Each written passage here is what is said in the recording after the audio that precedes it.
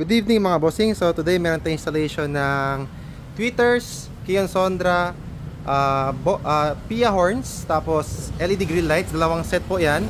Dito po sa Suzuki DA16T. So ito yung setup natin bossing. Meron siyang parang ginawa siyang truck. Yan yung setup niya.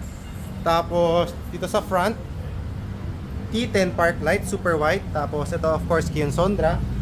Paano boss? Pa high beam. Low beam. Yan yung low beam, high beam. Yan.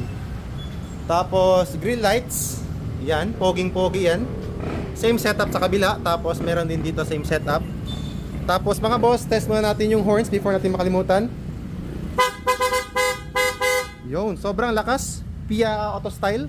Tapos dito sa loob mga boss, pinakabit ni bossing is, may tayo ng flash, ang tweeters. Yan, tweeters. Wala pa siyang speakers kasi i-DIY pa namin yan. If ever nakahanap sila bossing ng speaker na maliit konti, kasi medyo maliit yung space dito. So yun lang mga boss. Kung gusto niyo po ng ganitong klaseng setup, yan, again, pakita ko sa inyo.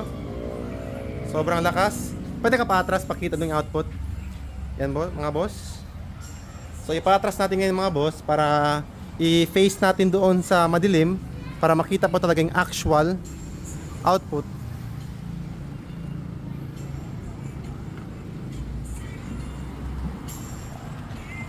Yan yung output niya. Literal na mapapa-good morning kayo. Yan. Low beam yan, low beam, high beam. Yan. Yan mga boss, low beam. Tapos high beam. Yun. As you can see mga boss, pag nag-high beam siya, low beam muna, low beam.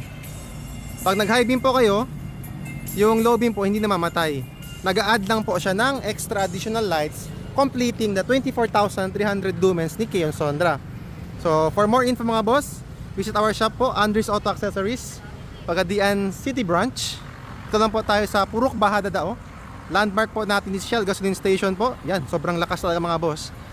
This one is going Rotonda, this one po is going Zamboanga City na road. So, yun lang mga boss. Peace!